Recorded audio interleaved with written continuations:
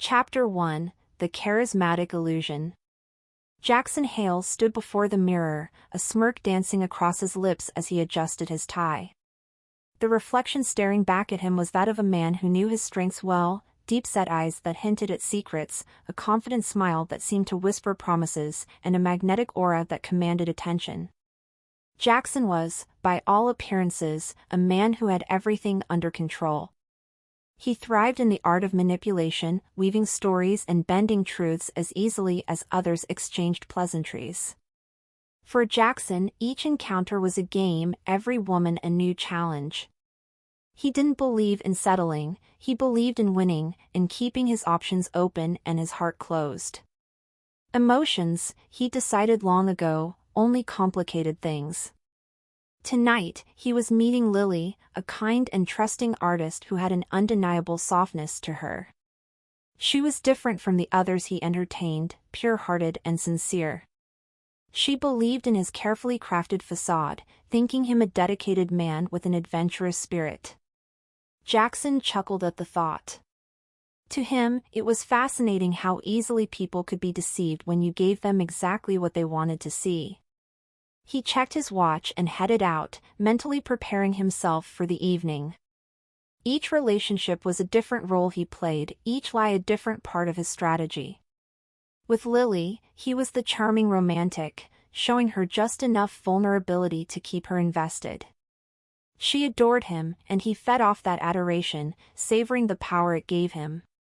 As he approached the cafe where they were meeting, he spotted her right away. She was seated by the window, nervously tucking a strand of hair behind her ear, her eyes darting toward the door every few seconds. Jackson took a deep breath, plastering a warm smile on his face as he walked over. "Lily," he greeted, bending down to kiss her cheek. Her face lit up, and he could see the trust in her eyes, the innocence that made her so easy to manipulate. He settled into the seat across from her, effortlessly slipping into character. They talked about her art, her dreams, her plans for the future. Jackson made all the right comments, asked all the right questions, making her feel like the most important person in his world. She was blissfully unaware that she was only one of many. After an hour of carefully curated conversation, Jackson took her hand and leaned in, lowering his voice to a soft murmur. "I'm so lucky to have found you," he said, his eyes holding hers. It was a line he'd used countless times, each word calculated to draw her closer, to deepen her attachment. She blushed, her eyes shining with adoration, and Jackson felt a surge of satisfaction. This was his masterpiece, his ability to control, to create an illusion so complete that even the sharpest mind wouldn't question it. As they walked out together, Jackson felt invincible, untouchable.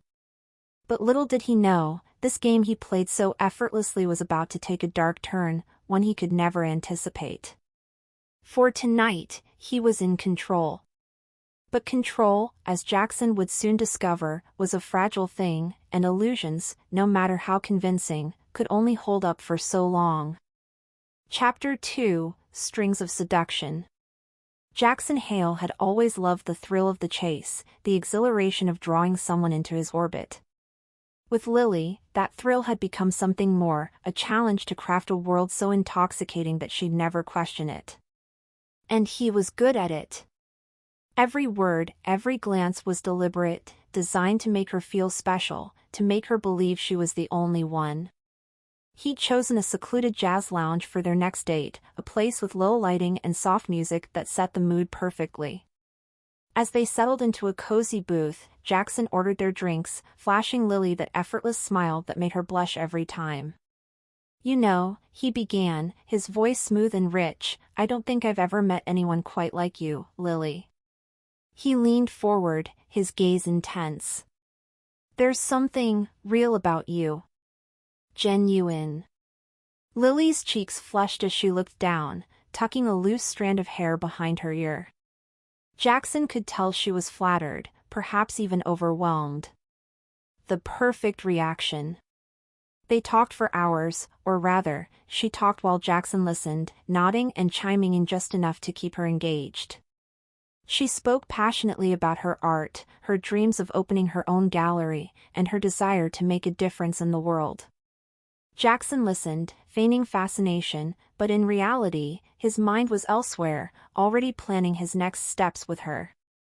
The evening wore on, and Lily, entranced by his attention, barely noticed the passage of time. Jackson had become an expert at this, making women feel like they were the center of his universe, even when he had other worlds to attend to. As they left the lounge, Jackson took her hand, pulling her close. The night air was cool, and she shivered slightly, but whether it was from the chill or from his touch, he didn't know, and didn't care. She was under his spell, and he relished the power he held over her. "You know," he murmured as they walked, "being with you just feels right." He glanced over at her, noting the way her eyes sparkled under the streetlights, the small smile on her lips. "I don't say that lightly, Lily." For a moment, he saw a flicker of doubt in her gaze, but it quickly disappeared as he tightened his hold on her hand, his thumb tracing slow circles on her skin. He could feel her melt, her trust in him solidifying. They stopped at her apartment, and Jackson leaned in, brushing his lips against her cheek, letting the kiss linger just long enough to leave her breathless. When he pulled back, her eyes were closed, her expression a mixture of happiness and longing. "Good night, Lily," he whispered, his voice a low murmur that sent a shiver down her spine. Then, without another word, he turned and walked away, leaving her standing there, dazed and caught in the aftermath of his charm. As he made his way back to his car, Jackson felt that familiar rush of satisfaction. Another successful performance. Lily was fully under his control, completely unaware of the lies he'd spun around her. But as he drove away, his mind wandered to his other plans, his other relationships. Sophia was waiting for him tomorrow, and he had to make sure she, too, felt just as special, just as irreplaceable.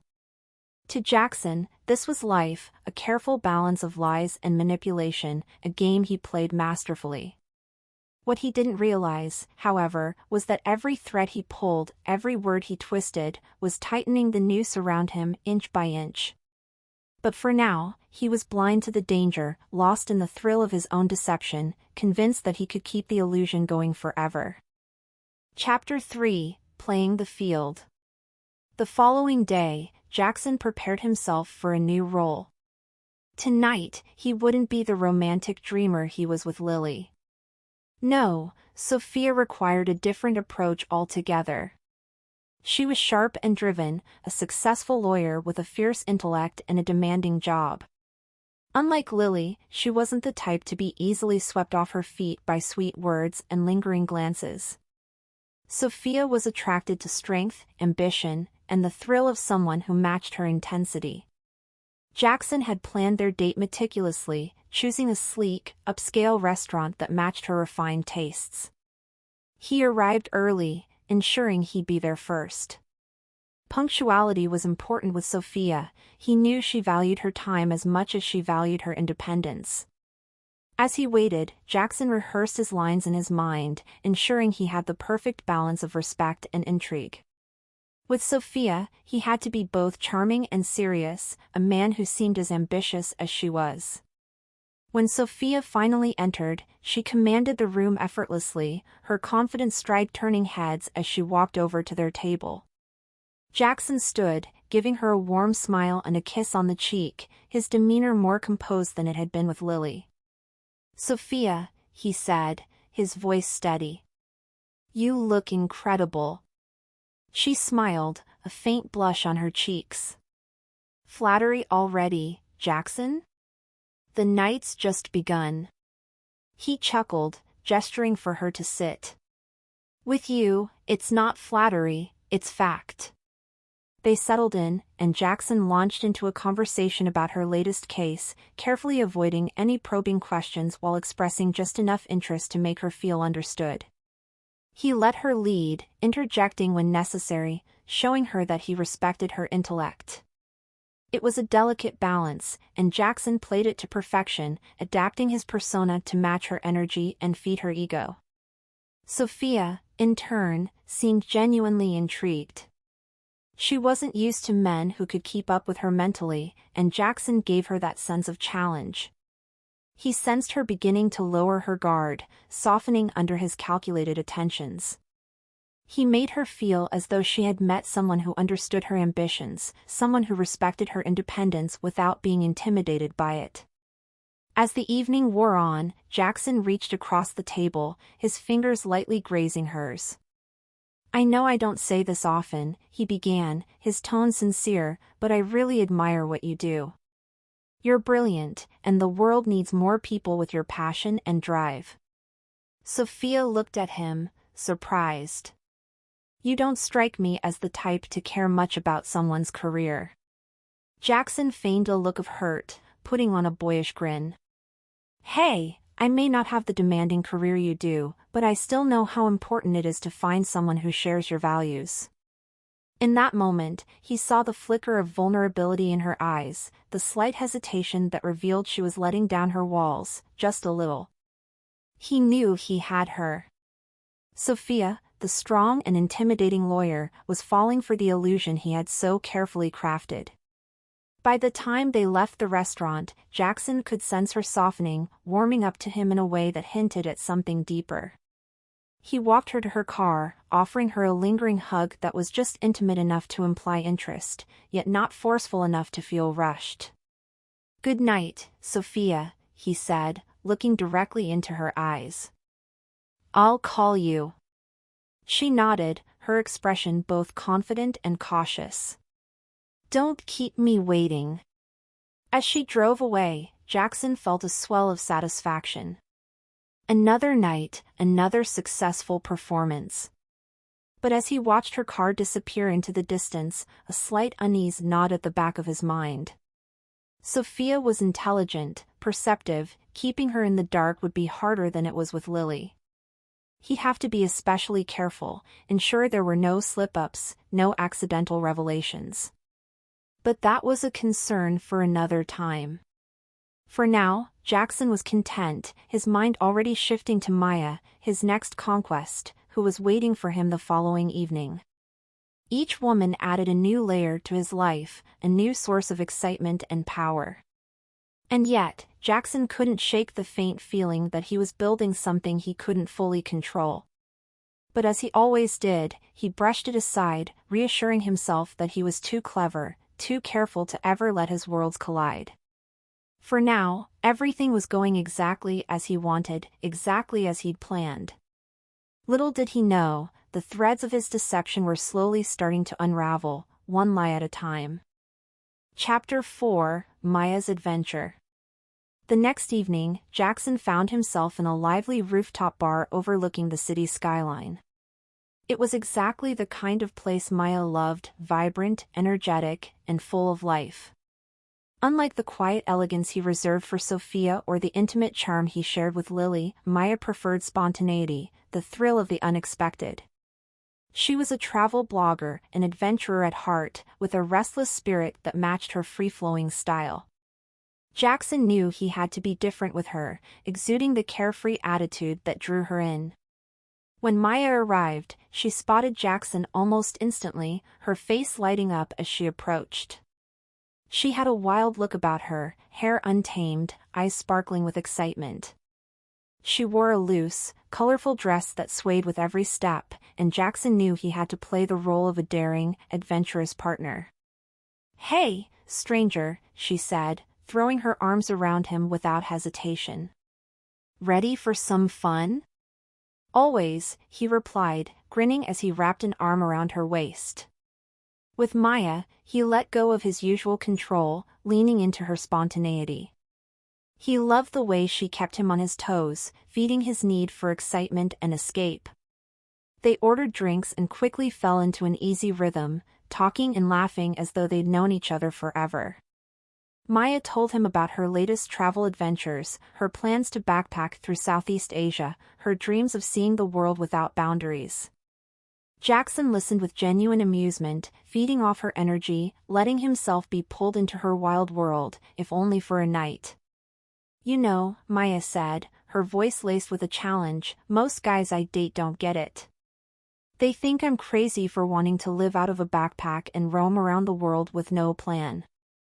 Jackson leaned back, giving her a look of admiration. "That's because they're boring," he said with a smirk. "Who wants to live life by a schedule? Adventure is what makes life worth living." Her eyes lit up at his words, and Jackson could see he'd struck a chord. With Maya, he knew exactly what to say, what to be, a free spirit who wasn't bound by the rules of society. She laughed, raising her glass to toast him. "To adventure, then." They clinked glasses, their laughter mingling with the noise around them. Jackson felt a sense of exhilaration. With Maya, he could be someone else entirely, shedding the masks he wore for Lily and Sophia. She didn't demand stability or commitment, she only wanted excitement, and he was more than happy to provide it. As the night wore on, Maya grabbed his hand and pulled him onto the dance floor, moving with a carefree abandon that captivated everyone around her. Jackson matched her energy, spinning her around and laughing, feeling the thrill of losing himself in the moment. He could see the way others looked at her, admired her wild, uninhibited spirit, and he felt a surge of pride in knowing that tonight, she was his.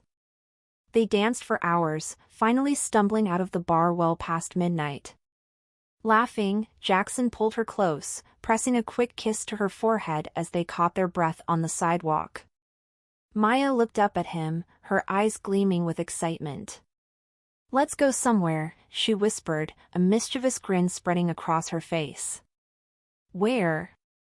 Jackson asked, though he knew with Maya, the answer didn't really matter. "Anywhere," she said, taking his hand and pulling him along. They spent the rest of the night wandering through the city, exploring hidden alleys and quiet parks, talking about dreams and sharing stories. Maya lived in the moment, and Jackson found himself swept up in it, letting go of the careful calculations that usually controlled his life. But as dawn approached, a flicker of guilt crept into Jackson's mind. Maya was falling for the version of himself he'd crafted just for her, a man as wild and free as she was. He knew, deep down, that she'd never forgive him if she learned the truth, if she knew about the carefully controlled life he led, the other women he kept in his orbit. But he pushed the thought aside, determined not to let it ruin the night. He was too good at this game, too skilled to let things slip. For now, he would enjoy the moment, the thrill of being whoever he wanted to be. As they watched the sunrise together, Maya rested her head on his shoulder, her trust in him palpable. Jackson closed his eyes, a pang of something, regret, perhaps, piercing his chest. But it was fleeting, gone as quickly as it came. For Jackson, life was about control, about feeding his desires while keeping his secrets locked away. And yet, as he sat there with Maya, he couldn't shake the feeling that something was shifting, that the life he'd built was beginning to unravel, piece by piece. But he brushed it off, as he always did. He'd been playing this game for too long to get caught now. Or so he thought. Chapter 5: The Quiet Storm. Jackson's world was carefully curated, each relationship a piece in a complex puzzle he'd crafted with expert precision. With Lily, he was the romantic, with Sophia, the intellectual equal, with Maya, the carefree adventurer. Each persona fit perfectly into his web of deception, allowing him to feel invincible. But as he prepared to meet Emma, he sensed a slight tension in himself that he couldn't quite place. Emma Brooks was different from the others, though he wasn't entirely sure why. She wasn't flashy or wildly adventurous like Maya, nor did she possess the driven, ambitious edge of Sophia. Emma was a writer, a quiet soul, thoughtful and introspective. She held a reserved, almost shy demeanor that Jackson found intriguing. With Emma, he couldn't rely on grand gestures or thrilling adventures. Instead, he had to play a gentler, more patient role, slowly drawing her into his world. They'd agreed to meet at a quaint bookstore cafe tucked away in a quiet corner of the city. As Jackson entered, he spotted Emma seated by the window, her gaze focused on a book she held delicately in her hands. She looked up as he approached, offering him a small, warm smile. "Jackson," she greeted softly. "I'm glad you could make it." "Wouldn't miss it for the world," he replied, settling into the seat across from her. Their conversation flowed easily, though it was softer, quieter than he was used to. Emma wasn't one for bold declarations or flashy stories. Instead, she spoke in gentle musings, offering glimpses into her thoughts and dreams. Jackson found himself having to listen more closely, to adapt his usual charm into something subtler. With Emma, he had to become the thoughtful confidant, the man who seemed to understand her world of words and emotions. She was wary, a bit cautious, and Jackson could tell she had been hurt before. But that only made her more appealing. He relished the challenge of gaining her trust, of carefully peeling back her layers until she was fully ensnared. As they sipped their coffee, Jackson leaned forward, his gaze intense but soft. "You know, Emma, there's something about you," he murmured. "You see the world in a way that most people miss. It's refreshing, rare." Emma's cheeks flushed, and she looked down, tucking a strand of hair behind her ear. "Most people don't notice that," she replied, her voice barely above a whisper. "I guess I keep a lot to myself." Jackson smiled, a look of understanding on his face. "Maybe that's why I'm drawn to you," he said, his tone low and intimate. "I feel like there's so much to you that's waiting to be discovered." They lingered in the cafe, lost in quiet conversation, sharing stories of their pasts, their dreams, their favorite books and writers. Jackson weaved tales from his life, each one calculated to make Emma feel closer to him, to trust him just a little more. She seemed to drink it all in, her gaze softening as the evening wore on. As they stepped out into the cool night, Jackson took her hand, a simple gesture that felt more intimate with Emma than it ever had with the others. She looked up at him, her eyes filled with a mixture of curiosity and hesitation. "Thank you for tonight, Jackson," she said, her voice carrying a hint of shyness. I don't open up to people easily." Jackson gave her a reassuring smile, squeezing her hand lightly. "I get that," he replied, his tone gentle. "I'm honored you trusted me enough to let me in, even a little." Emma's eyes held his for a moment longer before she nodded, a faint smile playing on her lips. She seemed to relax, her trust in him growing with each passing second. Jackson felt a surge of satisfaction, another woman who believed his lies, another success in his web of manipulation. Yet, as he watched her walk away, he felt an unfamiliar weight pressing down on him. Emma was vulnerable in a way the others weren't. She saw the world with an innocence and sincerity that made him feel something he couldn't quite place. It was fleeting, but for a moment, he felt a pang of guilt. He brushed it off quickly, reminding himself that guilt had no place in his life. This was just another game, another performance. Emma, like the others, was a piece of his puzzle, a part of the life he'd built through charm and deception. But as he drove home, that quiet storm lingered in his mind, unsettling him in a way he hadn't expected. Emma's trust, her vulnerability, it was something he hadn't anticipated. And while he assured himself that he was in control, that he was too skilled to ever be caught, a small, nagging doubt crept in. For the first time, Jackson wondered if he was, in fact, building something he couldn't sustain. But he silenced the thought, dismissing it as nothing more than a passing worry. After all, he was Jackson Hale, the man who never lost, who could deceive anyone without consequence. Or so he believed. But in the shadows, his carefully constructed world was beginning to shift, setting the stage for a reckoning he could never have anticipated. Chapter 6: The Perfect Mask.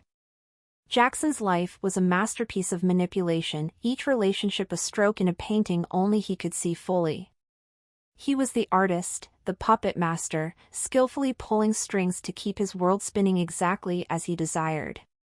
With Lily, Sophia, Maya, and Emma, he wore a different mask for each, careful to match their personalities and needs, a chameleon who seemed custom-made for each woman's heart.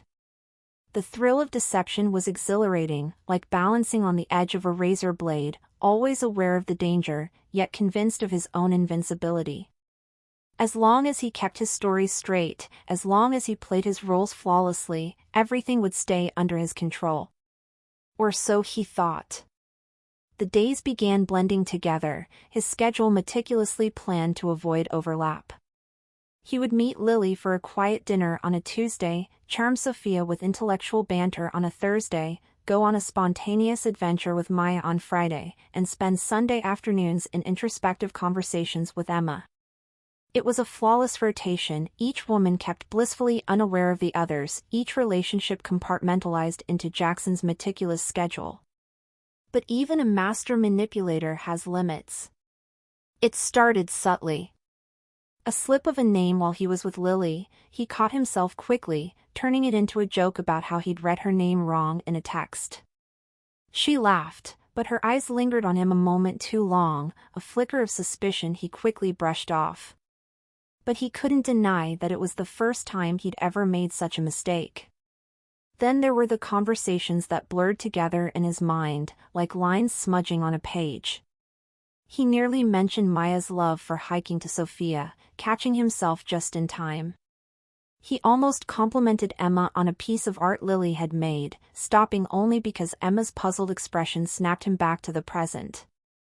The mistakes were small, barely noticeable, and each time Jackson covered them up with ease, thinking nothing of it. He was too practiced, too smart to let these minor slip-ups become anything serious. But as the weeks went on, a pressure began to build, like a weight pressing down on his carefully maintained balance. The endless stories, the constant adjustments, the need to remember every tiny detail, it was exhausting. And though he never let it show, the tension was always there, lurking just beneath the surface. One evening, Jackson sat alone in his apartment, staring at his phone. Text messages from each of the women glowed on the screen. Lily had sent him a sweet goodnight message, Sophia wanted to discuss an interesting case she was working on, Maya was asking if he'd be up for a spontaneous road trip, and Emma had shared a poem she'd written, hoping for his feedback. He felt a pang of something he couldn't quite name as he scrolled through their messages. Each of them believed they knew him, believed he was theirs alone. But to Jackson, they were parts of a grand illusion, separate worlds that he kept isolated, unable to connect with one another. And then it struck him, what if these worlds did collide? What if his carefully crafted walls were breached, and the truths he'd hidden so well were exposed? The thought lingered, unsettling him more than he wanted to admit. He was a master of deception, but he knew that even the best-laid plans had vulnerabilities. A single, accidental encounter or an overlooked message could unravel everything. But Jackson dismissed the thought, pushing it to the back of his mind. He couldn't afford doubt, couldn't afford to let weakness creep into his game. As long as he remained vigilant, as long as he kept his masks perfectly in place, everything would continue as it always had. With a steadying breath, Jackson began responding to each message, carefully crafting his replies to match each woman's unique expectations. He was still in control, he reminded himself. The masks were still secure, the illusion still intact. Yet, as he crafted his responses, a nagging sense of unease lingered in the corners of his mind. It was as if a shadow had fallen over his game, a quiet reminder that even the most perfect masks can crack. But Jackson was too proud to believe in his own vulnerability. In his mind, he was invincible, a master of manipulation who could outsmart anyone, even fate itself. Little did he know, the storm was already gathering, his world shifting beneath him, preparing for a collapse he could neither foresee nor escape. Chapter 7, A Twinge of Suspicion. Jackson sat across from Lily, his smile as warm and charming as ever, but he could sense that something was off. Lily's usual bright smile was absent, replaced by a contemplative gaze that seemed to study him in a way she hadn't before. He could feel her attention, her unspoken questions hanging in the air between them. "Is everything okay?" he asked, keeping his tone light as he reached across the table to take her hand. Lily's eyes met his, and for a moment, he saw a flash of something he didn't like, doubt. "I don't know, Jackson," she replied slowly, her fingers resting in his but not holding on the way they usually did. "Lately, I feel like there's something you're not telling me." Jackson's heart skipped a beat, but he quickly masked his discomfort with a reassuring smile. "What would I possibly be hiding from you, Lily?" He squeezed her hand gently. "You know me better than anyone." She sighed, her gaze dropping to the table as she fiddled with her napkin. "It's just little things, I guess. You seemed distracted last time we went out, and I thought I heard you say a different name under your breath. And sometimes, when we're together, it feels like you're not really here."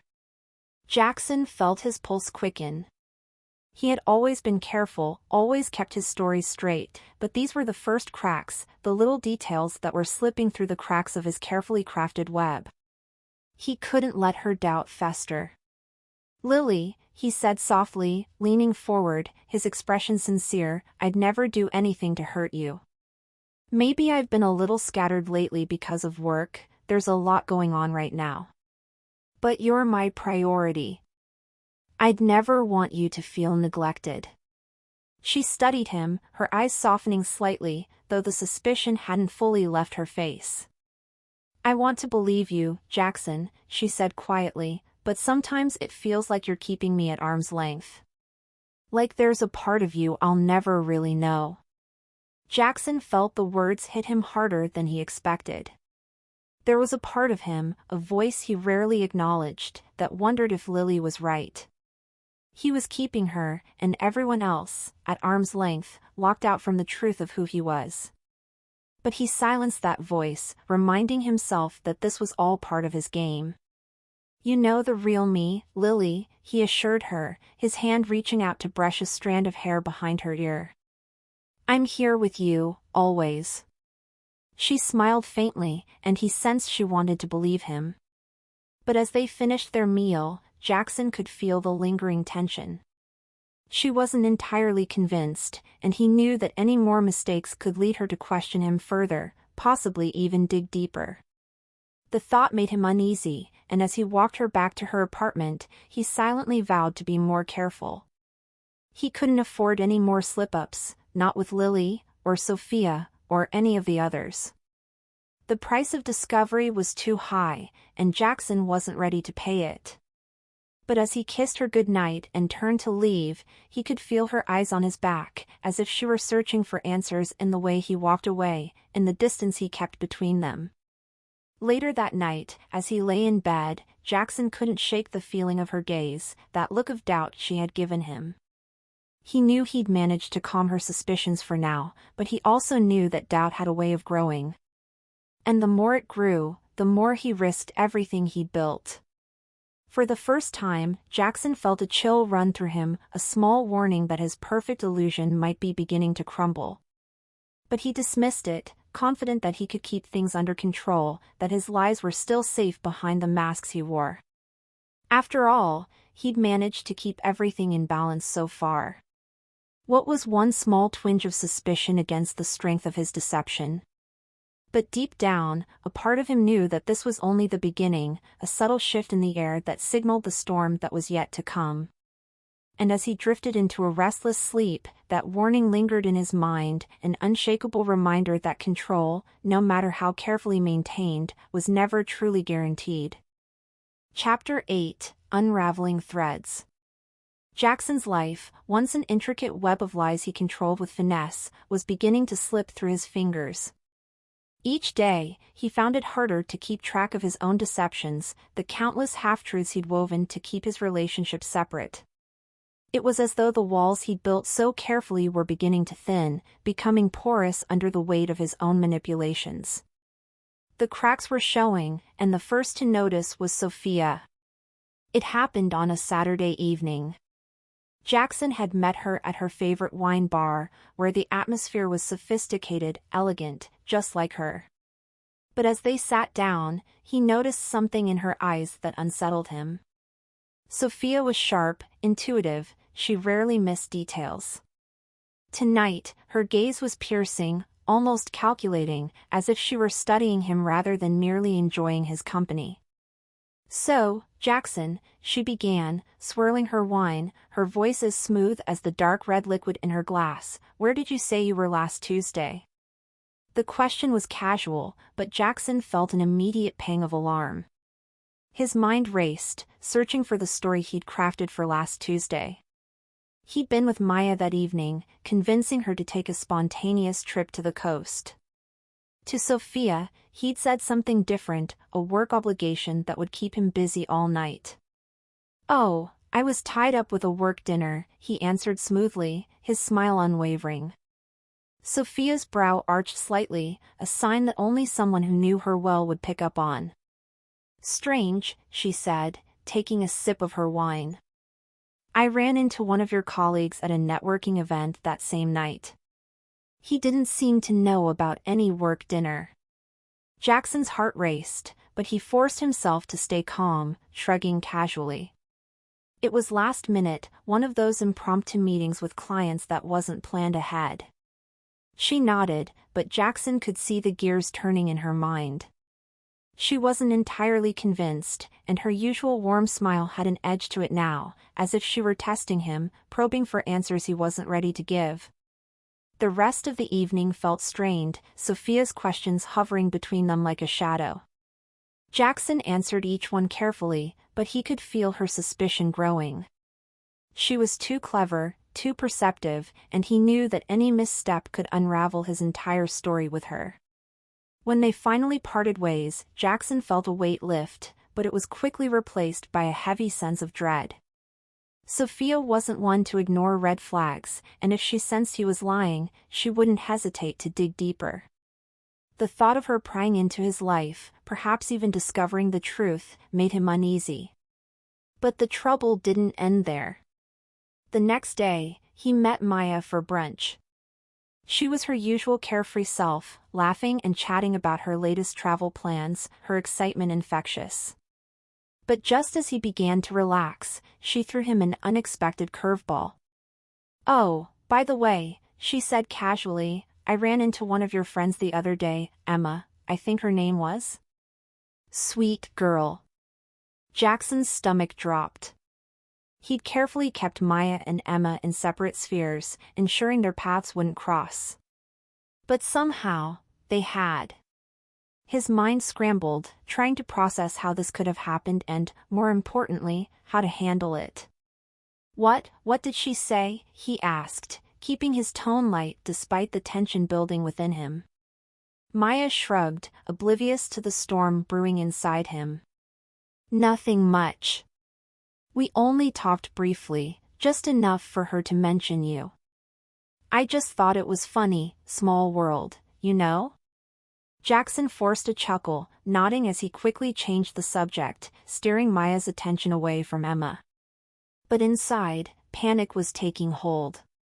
He could feel his control slipping, his worlds beginning to collide in ways he hadn't prepared for.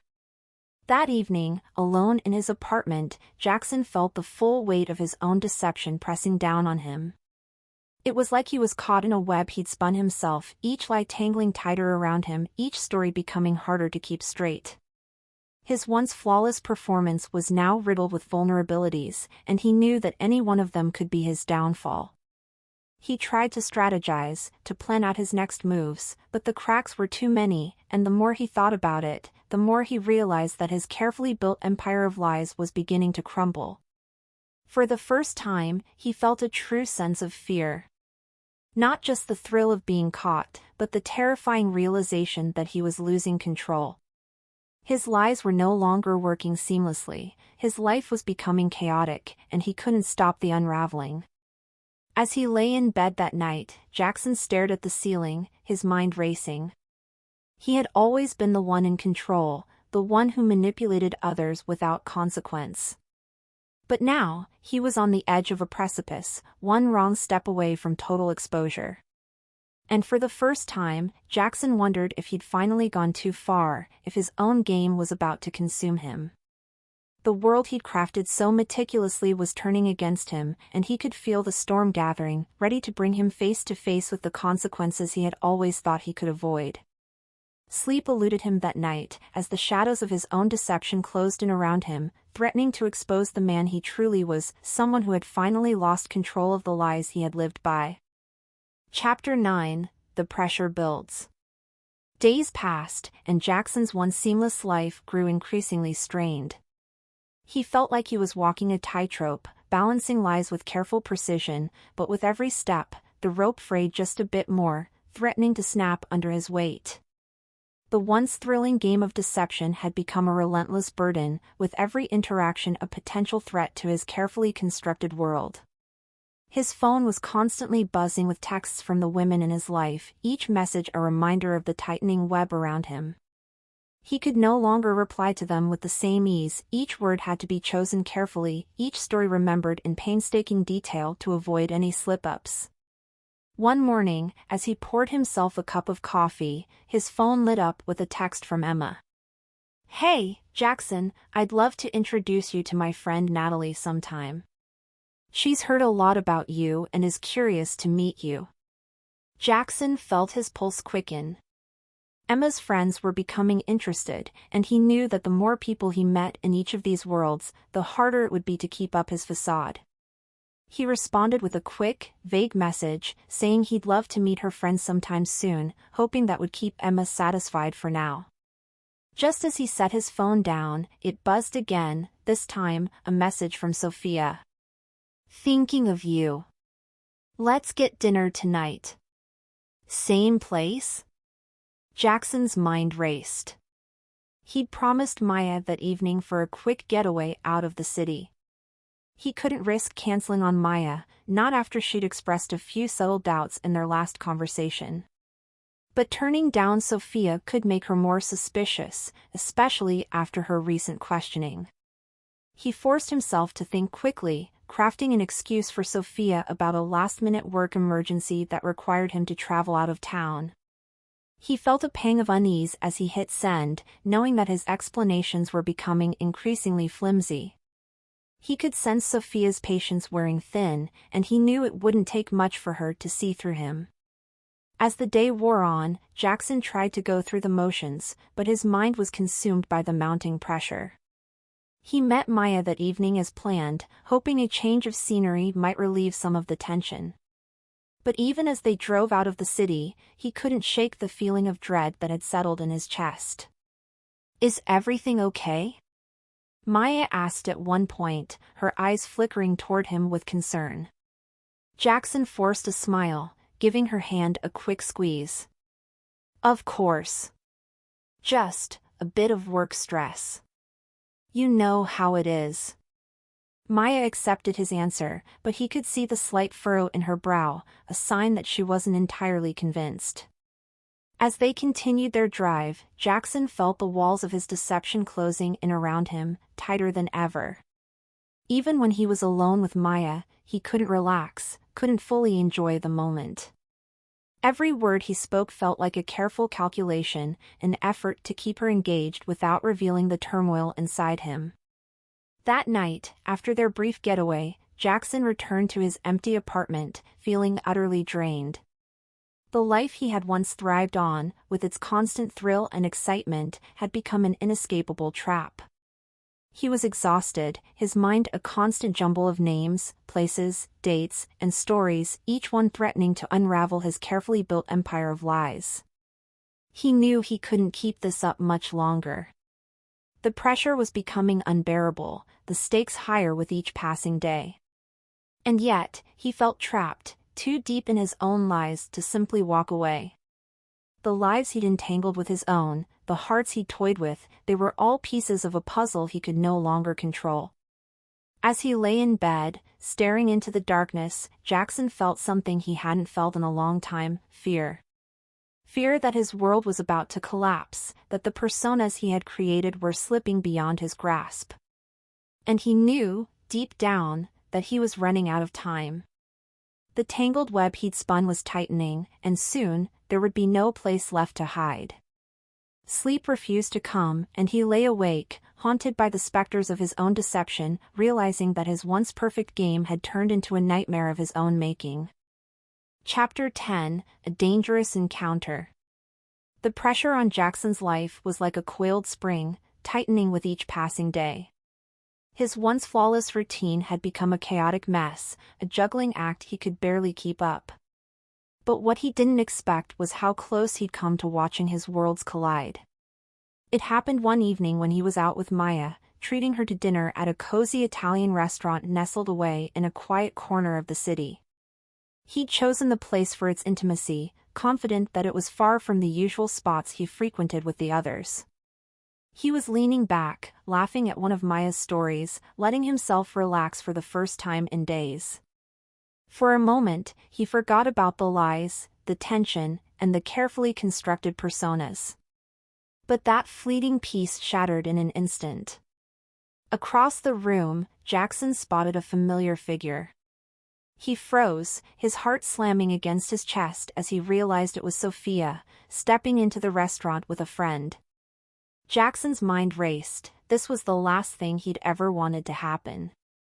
If Sophia spotted him, his carefully crafted life would unravel right here, in front of Maya, leaving him exposed with no way out.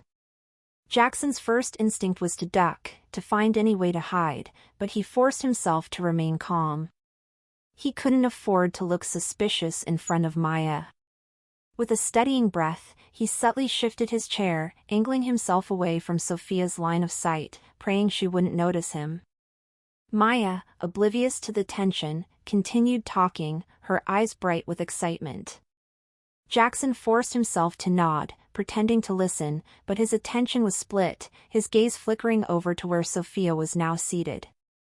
He couldn't hear her, but he could see her scanning the restaurant as she spoke, her expression calm but observant. It was only a matter of time before her eyes landed on him. His mind scrambled for a way out. Leaving abruptly would raise Maya's suspicions, and there was no guarantee Sophia wouldn't see him as he made his exit.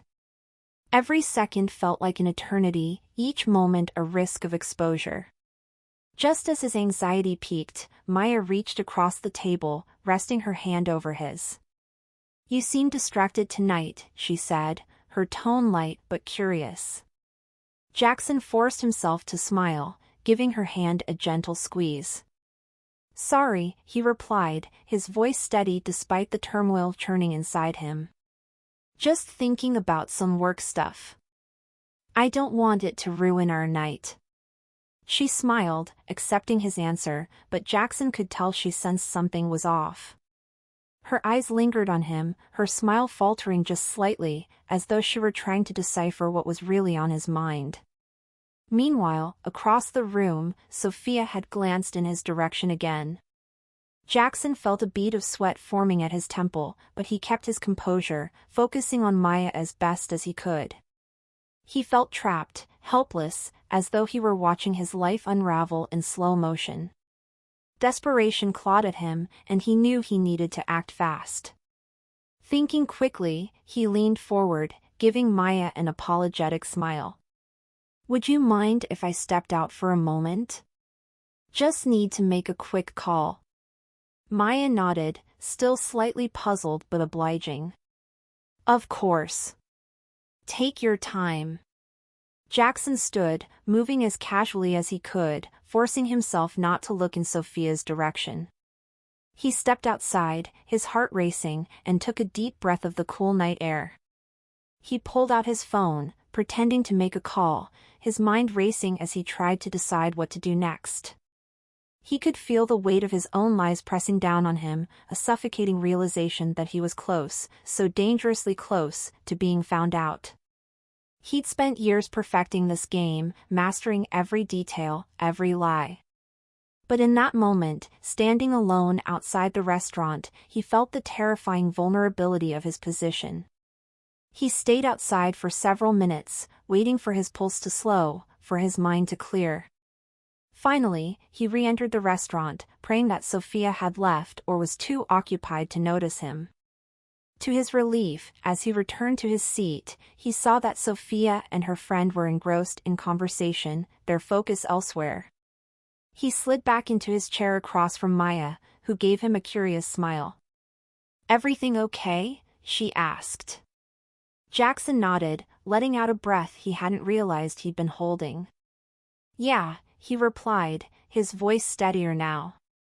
"Just had to deal with a quick work thing. Sorry for the interruption." Maya smiled, reassured, and continued with her story, but Jackson could barely pay attention. His mind was elsewhere, haunted by the close call he'd just experienced.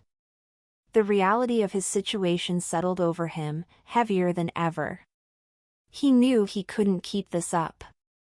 The pressure was too much, the risks too high. But despite the fear that gripped him, there was still a part of Jackson that refused to let go, that still believed he could keep all the pieces in place. He'd survived this close call, he told himself, and if he was careful, he could avoid another one. Yet, as he looked into Maya's trusting eyes, he couldn't ignore the cold truth that gnawed at him. His lies were beginning to close in, a trap of his own making, and he was running out of exits. Chapter 11: The Hidden Truths. Jackson's close call with Sophia at the restaurant left him on edge. Every glance, every unexpected message, every moment felt like a ticking clock counting down to the inevitable. His life was no longer under his control, it was a chaotic mess of deception, one that threatened to collapse at any moment. Lily was the next to sense something amiss. She had always been perceptive, her intuition sharp, but her trusting nature had kept her doubts at bay. However, Jackson's recent absences and distracted behavior were beginning to wear on her, and her patience was wearing thin. One evening, as they shared dinner at her apartment, Lily put down her fork and looked at him intently. "Jackson, is there something you're not telling me?" Jackson forced a casual smile, though inside, panic flared. "What do you mean?" Lily hesitated, her eyes searching his face. "I don't know, it's just that lately, you seem distant. Different, even. I can't shake the feeling that something's off." Jackson felt a chill as he tried to think of a convincing response. He reached for her hand across the table, giving it a reassuring squeeze. "I'm sorry if I've seemed distracted," he said softly. "Work has been overwhelming lately. You know how it is." But Lily's gaze remained steady, her expression unyielding. "It's more than that, Jackson. It's not just about work. I feel like there's a part of your life you're hiding from me." Jackson felt the weight of her words pressing down on him, but he forced himself to maintain his calm demeanor. He couldn't let her see the cracks in his mask. "Lily, you mean the world to me. If there was something you needed to know, I'd tell you." She seemed to soften slightly, her gaze shifting to her plate, but he knew her doubts weren't entirely erased. She wanted to believe him, but the suspicion lingered. As he left her apartment that night, Jackson could feel his grip on his life slipping even further. The questions, the doubts, they were multiplying, each one a reminder of the precarious situation he'd created. But the true unraveling came a few days later when Emma sent him a text asking to meet urgently. She rarely reached out with such intensity, so Jackson's first thought was that something might be wrong. He agreed, meeting her at a quiet park where they often walked and talked. When he arrived, he found her pacing by a bench, her arms crossed and her expression troubled. "Emma," he greeted her, reaching out to touch her arm, but she pulled away, her gaze hard. "Jackson, I need you to be honest with me," she said, her voice strained. "Is there someone else?" The question hit him like a punch to the gut. For a moment, he felt his composure falter, but he quickly tried to regain control. "Emma, what are you talking about?" She crossed her arms, her jaw tight as she looked at him. "I ran into Maya again, remember? I didn't think much of it at first, but then she mentioned that you've been seeing her for months. She said you've even talked about taking trips together. Her voice cracked slightly, but her expression remained firm. And she's not the only one. I did some checking, Jackson. I found out about Lily, too. Jackson's mind raced, his heart pounding as he searched for a way out. He'd never seen Emma so angry, so resolute. She had always been gentle, understanding, but now, she stood before him as someone who had pieced together the truth. Emma, listen, I can explain, he began, but she held up a hand, stopping him. I don't want excuses, Jackson, she said, her voice laced with hurt. I trusted you. I thought you cared about me. But all this time, you were just lying. To all of us. The weight of her accusation hit him with crushing force, but he tried to maintain his calm. Emma, it's complicated, he said, his voice low, pleading. I never meant to hurt anyone. No, Jackson, she interrupted, her voice rising. You made a choice. You could have been honest, but you chose to lie, to manipulate. I don't know who you really are, but I know that I can't be part of this anymore. The finality in her tone left no room for negotiation. Jackson realized he had lost her. The mask he had so carefully crafted was shattered, leaving him exposed. Without another word, Emma turned and walked away, leaving Jackson alone, standing in the cold silence of the park. The reality of his situation settled over him like a lead weight. For the first time, he felt the emptiness of his own deception, the hollow victory of his so-called charm and manipulation. As he watched her disappear into the distance, Jackson knew that this was only the beginning. Emma had uncovered the truth, and it was only a matter of time before Lily, Maya, and Sophia found out as well. Jackson walked back to his car, his mind numb, haunted by the reality he could no longer escape.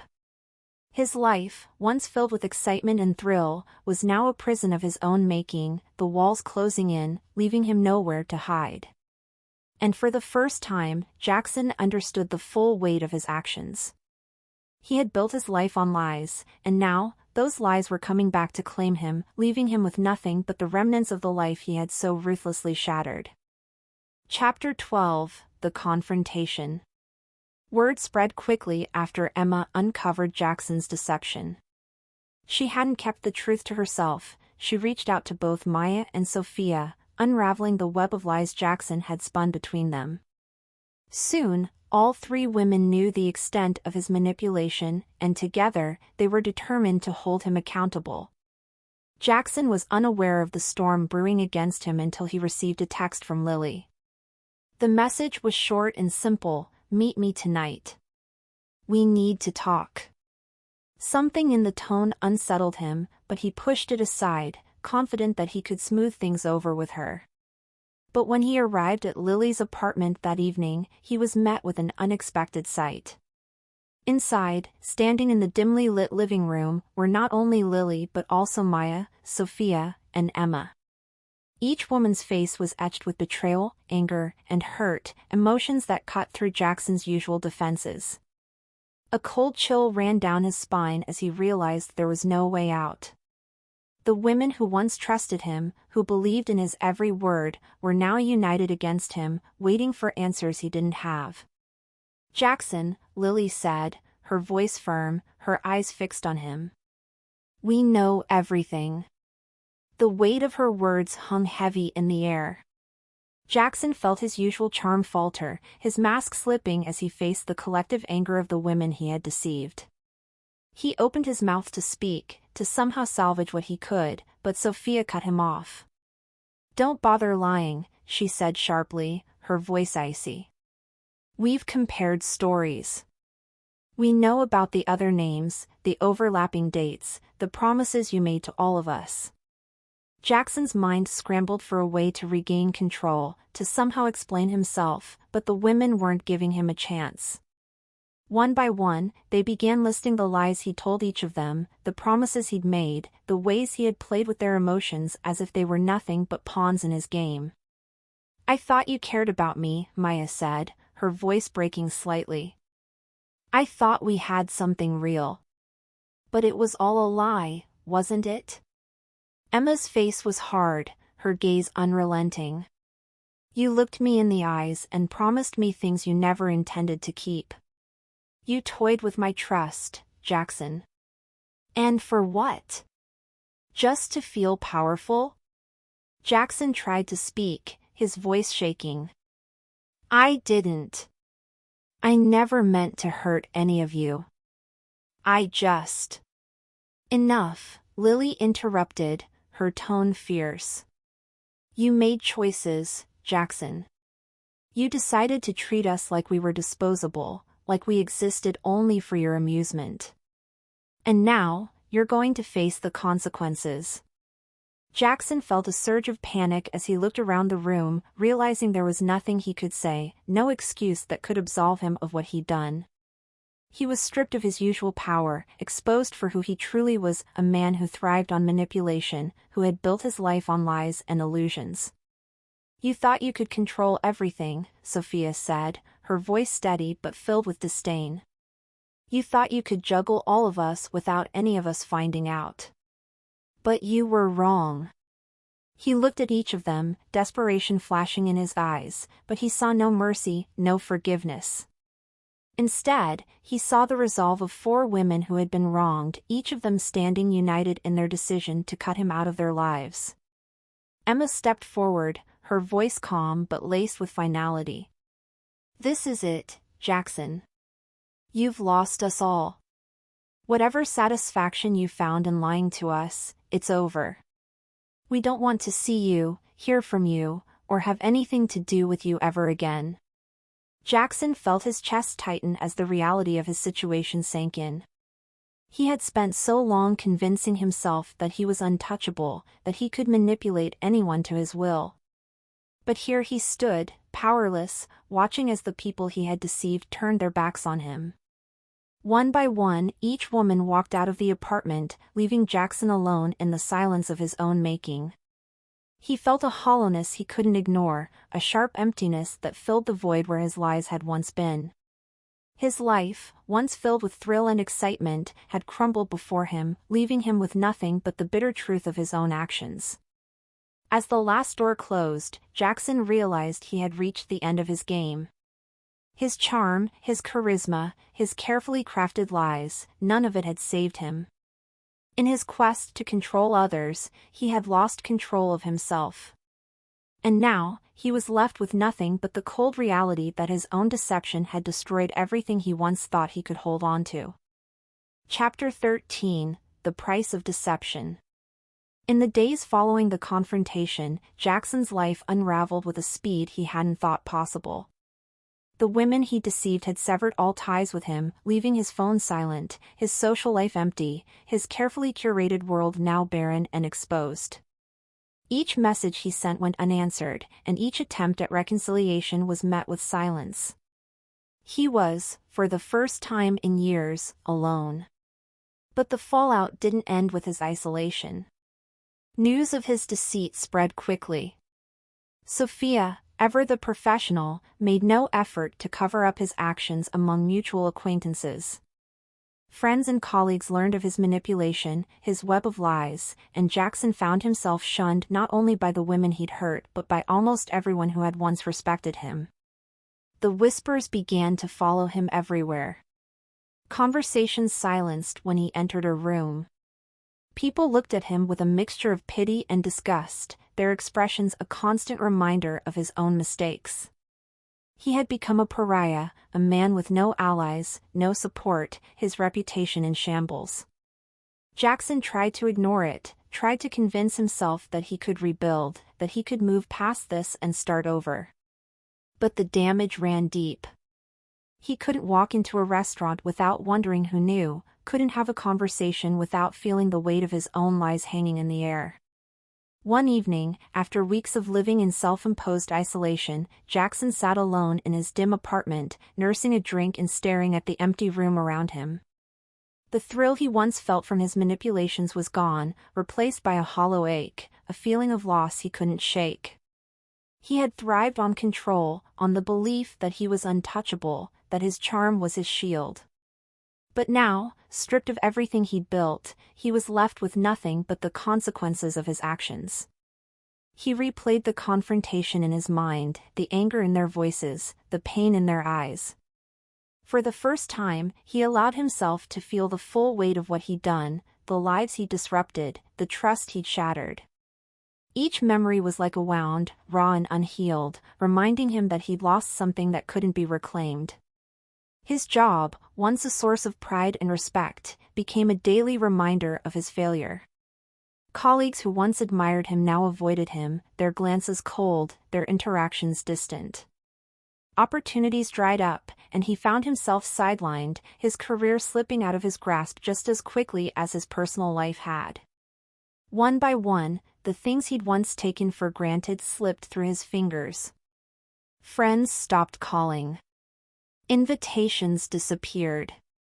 He was left to face the reality of his own creation, the emptiness he had built around himself, the hollow shell of a life that had been fueled by deception. Late one night, sitting alone in his apartment, Jackson felt the crushing weight of regret settle over him. He could no longer deny the truth he tried to escape, his lies had left him hollow, his charm had turned against him, and he had destroyed every meaningful connection he'd ever had. For the first time in his life, he felt the true cost of his choices, the cold, unyielding reality of his own failure. And as the silence closed in around him, Jackson realized that he had no one to blame but himself. He was alone, left to confront the man he truly was, a man who had spent his life running from the truth, only to find himself trapped in a prison of his own making. Chapter 14: Fall from Grace. The weeks turned into months, and Jackson's life continued its downward spiral. The world that once adored him, the friends, the admirers, the social circles he effortlessly charmed, had closed its doors, leaving him isolated in a way he had never experienced before. He'd become a ghost in his own city, a reminder of his own betrayal and deceit. His professional life, once a refuge where he felt powerful and respected, now mirrored the destruction of his personal relationships.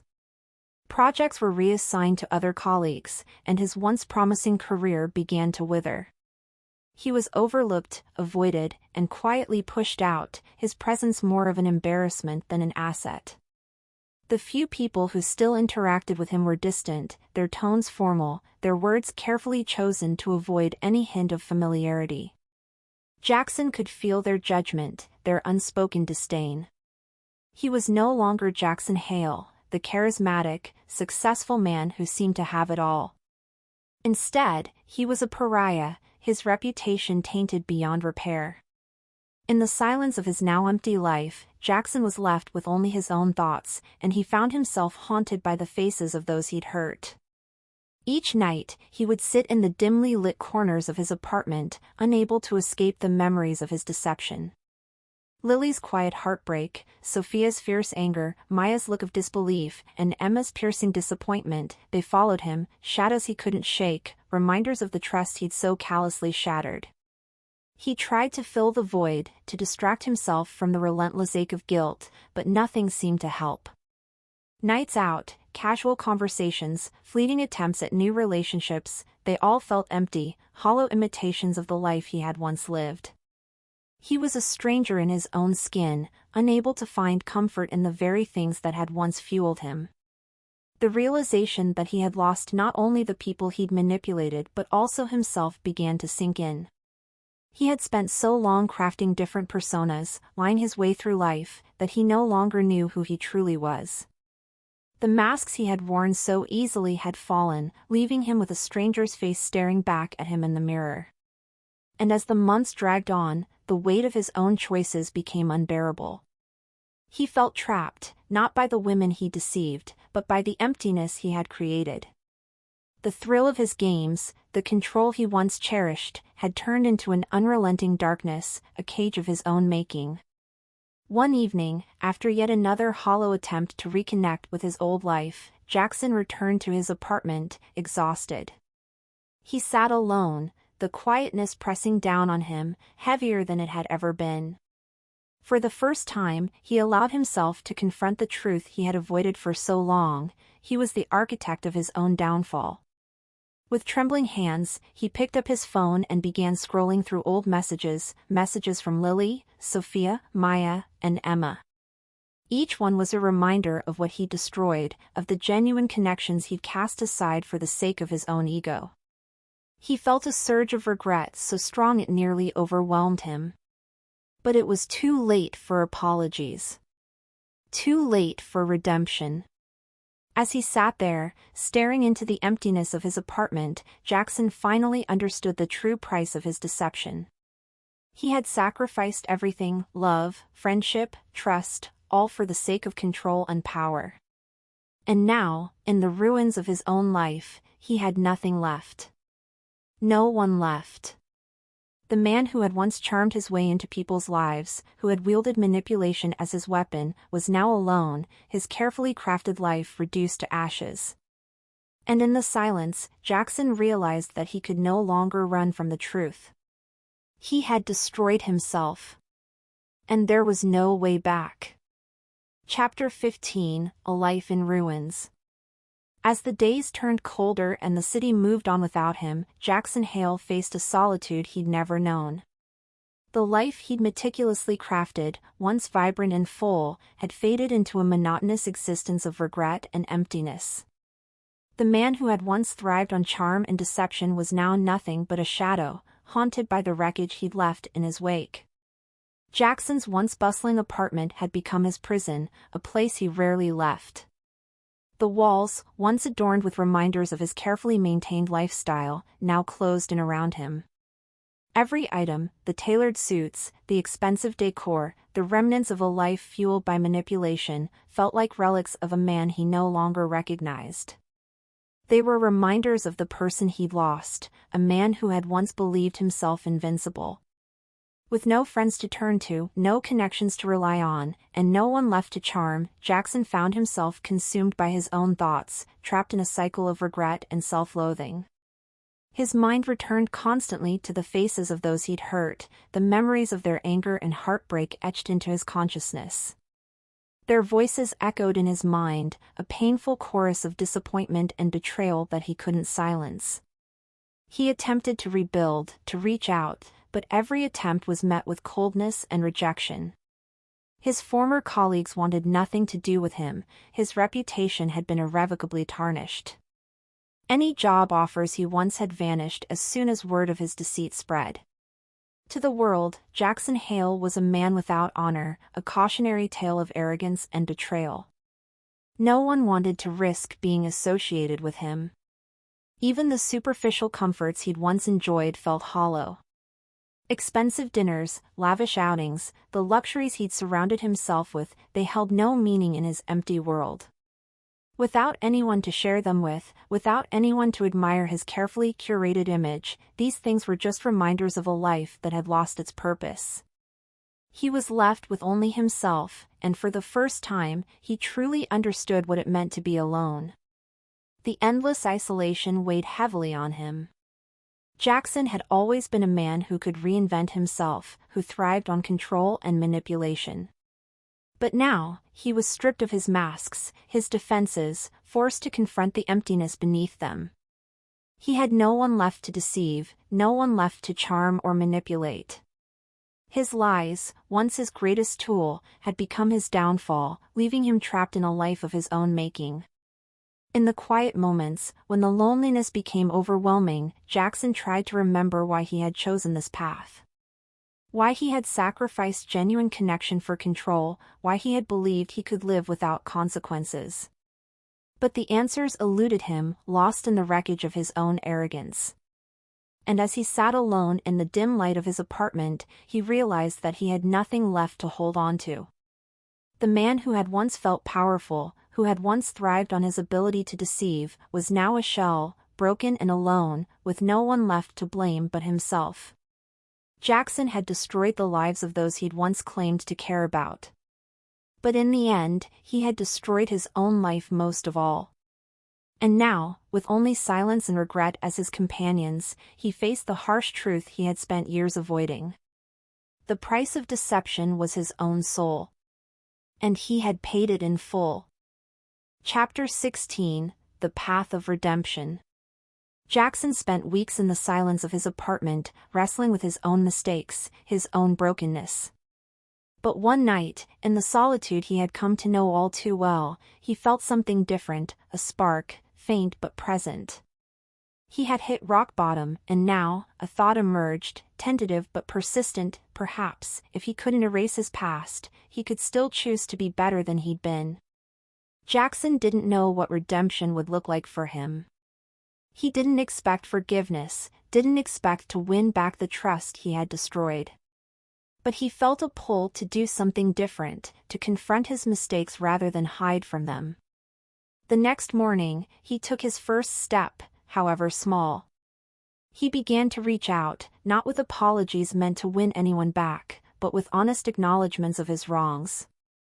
He wrote letters to Lily, Sophia, Maya, and Emma, each one a confession of the lies he had told, the pain he had caused, and the person he had allowed himself to become.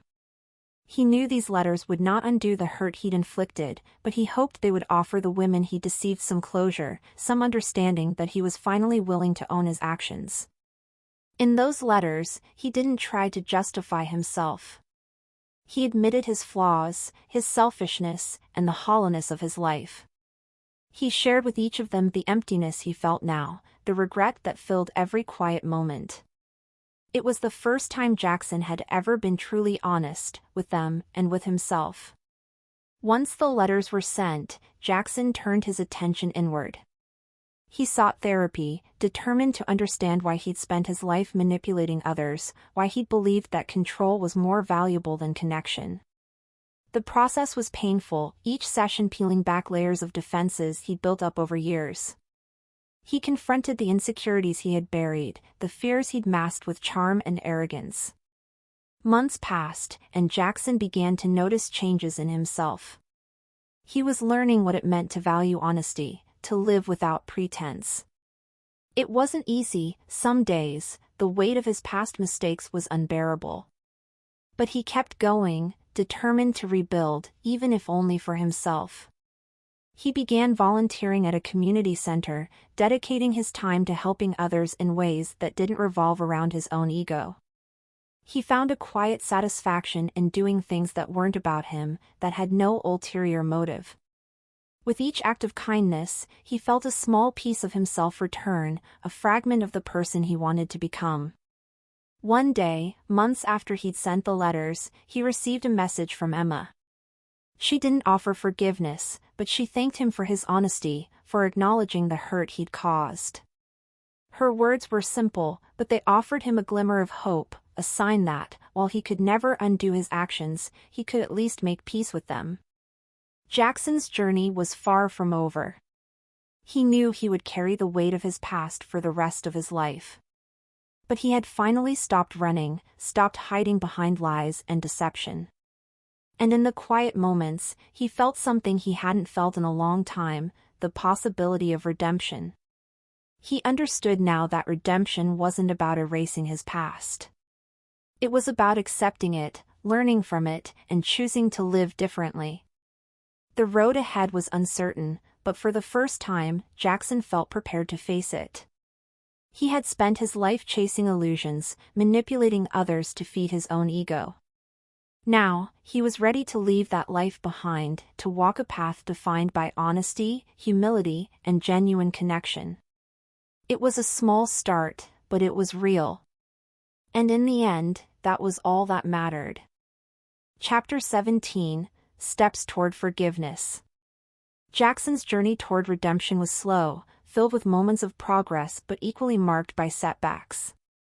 While he found some solace in the letters he had sent and the small efforts he was making to become a better person, the reality of his past actions still weighed heavily on him. There were days he doubted if he could ever truly change or if he was destined to be defined by the mistakes he'd made. But he continued, determined to build a new life, even if it was one shaped by the shadows of his past. As the months wore on, Jackson began to reconnect with simple joys, things he hadn't appreciated before in his pursuit of control and power. He took up running, finding a sense of peace in the steady rhythm of his steps, the silence of early mornings. He started reading books he'd once brushed aside, immersing himself in stories that had nothing to do with his former ambitions. He discovered an unexpected appreciation for solitude, not as a consequence of his actions but as a space for self-reflection and growth. One afternoon, as he was leaving the community center where he volunteered, Jackson ran into Maya. She had come to drop off supplies for a project she was working on, and their eyes met across the room. He felt his heart pound, a mixture of shame and surprise overwhelming him. But Maya didn't look away. Instead, she walked over, her expression calm, though he could sense a guardedness in her gaze. "Jackson," she said, her tone neither warm nor cold, but steady. "Maya," he replied, his voice barely above a whisper. I didn't expect to see you here." She nodded, studying him for a moment. "I heard you'd been volunteering here. It's surprising." There was a pause, an unspoken question hanging between them. Jackson took a deep breath, steeling himself for what he needed to say. "I know an apology won't erase what I did," he began, meeting her eyes with a humility he had never felt before. "But I am sorry. For everything. For the lies, the pain I caused. I've spent a long time trying to understand why I did it, and I know it doesn't make it right. But I am truly sorry." Maya listened, her expression softening slightly as she considered his words. She looked down for a moment, as though gathering her thoughts, before meeting his gaze again. "You know, Jackson, I was angry for a long time. But I realized that holding on to that anger was only hurting me. I don't know if I'll ever fully forgive you, but I can accept your apology. And I hope you're serious about changing." Jackson nodded, feeling a surge of relief, tempered by the understanding that he could never expect complete forgiveness. "I am serious," he said quietly. "I've spent too much of my life running from myself. I don't want to be that person anymore." They stood in silence for a moment before Maya offered a small, tentative smile. "Good," she replied. "I hope you find what you're looking for." As she turned to leave, Jackson felt a profound sense of gratitude. Maya's words weren't a full absolution, but they were an acknowledgement that he was making progress. She had given him a sliver of grace, a reminder that his efforts to change were not in vain. Encouraged by the encounter, Jackson continued his journey with renewed determination. He didn't expect all the people he had hurt to cross his path again or to receive their forgiveness. But he had come to understand that redemption wasn't about erasing his past but about building a future shaped by integrity and humility. He was learning to live with his mistakes, to accept his flaws and work through them. And, in doing so, Jackson discovered that forgiveness, both from others and from himself, wasn't a single act, but a continuous process, a path he would walk each day. For the first time in his life, Jackson found a quiet, steady strength in that journey. He didn't need the admiration or validation of others, he only needed to know that he was doing his best to become a man he could respect. And as he continued forward, he felt the weight of his past grow lighter, replaced by a sense of purpose he had never known before. It was a beginning, a fragile but genuine step toward forgiveness, toward a life that was finally his own. Chapter 18: Embracing Accountability. Jackson's path to redemption was fraught with challenges, yet he knew that each step he took toward accountability was a step away from his old self. He had come to understand that true change wasn't about convincing others he'd transformed but about demonstrating it through actions that spoke louder than any words. One evening, as he was leaving a group therapy session, Jackson received a message that shook him. It was from Sophia. He had assumed she, of all people, would never reach out, considering her sharp sense of justice and her resolute stance against betrayal. But her message was brief, direct: let's meet. They arranged to meet at a quiet coffee shop, a place far from the upscale venues where they used to dine. Jackson arrived early, his palms sweaty, his heart racing as he wondered what she would say. He knew he owed her honesty, and he prepared himself for whatever judgment she had for him. Sophia walked in with the same poised confidence he remembered, her expression unreadable as she sat across from him.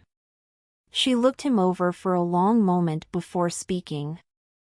"I debated reaching out," she began, her tone cool but controlled. "But I needed to see if you were serious about the changes you claimed to make. So, here we are." Jackson nodded, swallowing the knot of tension in his throat. "Thank you for meeting me," he said quietly. "I understand if you don't want anything to do with me, but I want you to know that I'm taking this seriously. I've made mistakes that I can't take back, but I'm trying to build something honest for the first time in my life." Sophia regarded him, her gaze as sharp as ever. "I don't need your apology, Jackson," she said, though her voice held a hint of vulnerability. "What I need is to know that the pain you caused wasn't just discarded. That you understand the impact of what you did." Her words hit him like a wave, carrying with them the weight of her disappointment and hurt. He looked down, struggling to find the right words.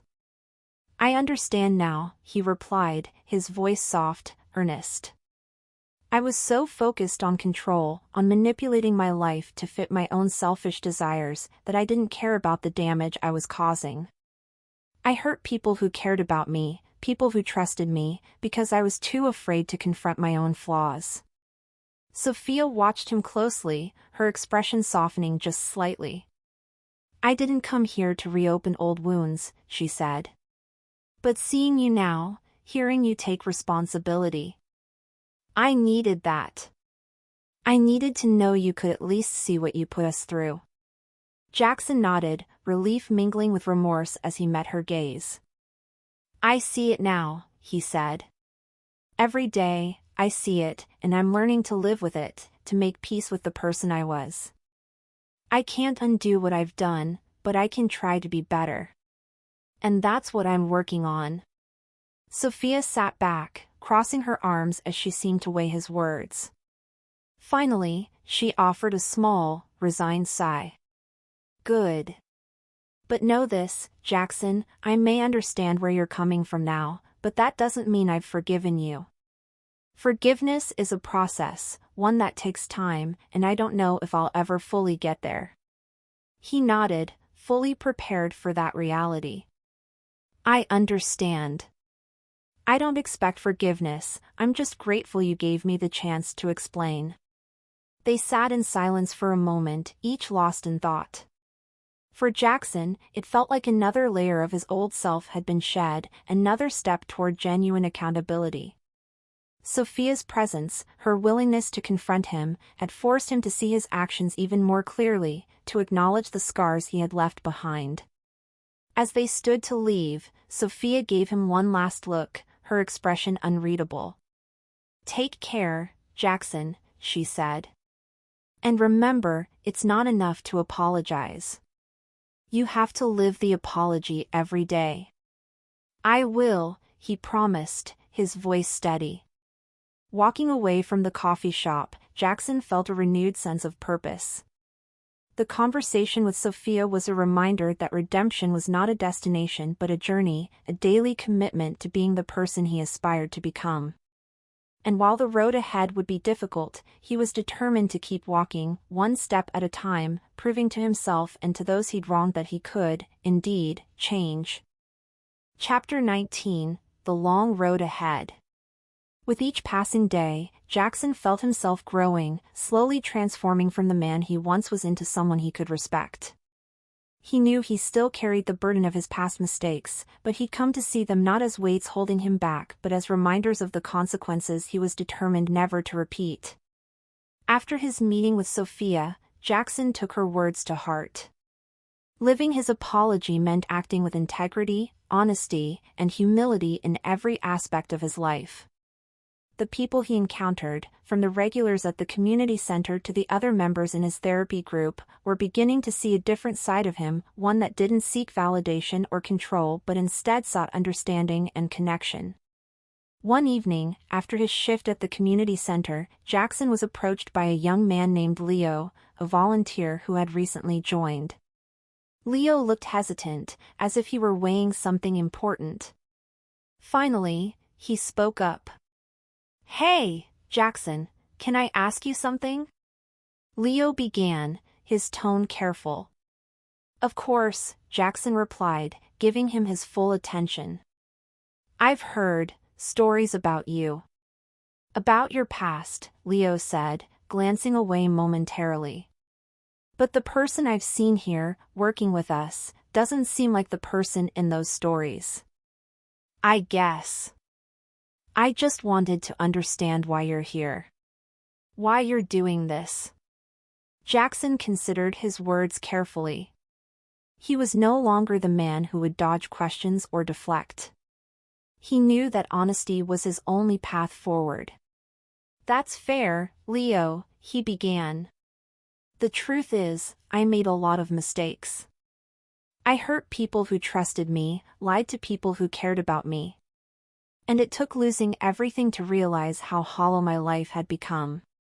He paused, letting the words settle in. "I'm here because I needed to change. I needed to do something meaningful, not for anyone else's approval but for myself. Working here, helping others, it's one of the only things that feels real to me now." Leo nodded, his expression thoughtful. "It sounds like you're trying to make things right." Jackson smiled faintly. "I am. But I know I can never fully undo what I did. The best I can do is live differently, to show people, myself included, that I'm serious about changing. And that's a long road." Leo seemed to accept this, his gaze softening. "Well, I just wanted you to know, I've noticed. And I respect what you're doing." The words, simple as they were, meant more to Jackson than he could express. He felt a quiet sense of pride, not in winning approval, but in knowing that his actions were beginning to reflect the person he wanted to become. As he walked home that night, Jackson felt a calm he hadn't known before. His journey was still filled with reminders of his past, with moments of shame and guilt, but he was learning to face them with a steady resolve. The long road ahead was daunting, yet he felt ready to walk it, determined to make each day a testament to the lessons he'd learned. And for the first time in his life, Jackson was at peace with the journey. He understood that true redemption wasn't about erasing his mistakes but about honoring the commitment to never repeat them. The man he was becoming would be forged not by his charm or his lies, but by his resilience, his honesty, and his willingness to face the hardest truths. The long road ahead was his alone to walk. And he welcomed it. Chapter 20: Finding Peace. The journey Jackson had undertaken was far from easy, and there were still days when he felt the weight of his past pressing heavily on his shoulders. But he had come to understand that true peace was not found in perfection, nor in erasing mistakes. It was found in owning one's story, even the parts that were painful and difficult to face. Months passed, and Jackson found himself settling into a quiet, humble life. He maintained his work at the community center, where he continued to forge meaningful connections with those around him. His once desperate need for admiration had faded, replaced by a simple desire to help others and live truthfully. One day, as he was finishing a session with a group of young people at the center, he received an unexpected visitor. It was Emma. She stood by the doorway, a faint smile on her face as she watched him wrap up with the group. Jackson felt his heart race, a mixture of hope and uncertainty filling him. He approached her slowly, unsure of what to expect, but grateful that she had come. "Emma," he greeted her softly. It's good to see you." She nodded, her smile gentle but reserved. "I heard you were still here, working with the center," she said. "I wanted to see it for myself." They stepped outside together, walking through the quiet streets as they spoke. Jackson found himself feeling the old, familiar weight of regret, but he remained honest, answering her questions without embellishment, without excuses. He shared the work he had been doing, the steps he'd taken to change, and the lessons he had learned along the way. Emma listened, her expression thoughtful, as he opened up to her in a way he never had before. Finally, she stopped, turning to face him with a look of quiet understanding. "Jackson," she said, her voice soft but steady, "I don't know if I can fully forgive you, and I'm not here to pretend everything is fine. But I can see you're different. And I believe that you're trying. That means something to me." Her words felt like a balm to his heart, offering a sense of closure he hadn't realized he needed. He met her gaze, his own filled with gratitude. "Thank you, Emma. I know I don't deserve forgiveness, but hearing you say that, it means a lot." They stood in silence for a moment, each lost in their own thoughts. Finally, Emma spoke again. "Take care of yourself, Jackson. And keep going. Maybe, someday, you'll find the peace you're looking for." With that, she turned and walked away, leaving Jackson to absorb the gravity of her words. He watched her go, feeling a deep sense of gratitude mixed with acceptance. Emma's visit wasn't about rekindling anything or pretending the past hadn't happened. It was simply an acknowledgement that he was on the right path, that his efforts were not in vain. As he walked back to his apartment that evening, Jackson felt a quiet peace settle over him. He knew he still had a long way to go, but he was learning to find comfort in the journey itself, to appreciate the small moments of growth and understanding.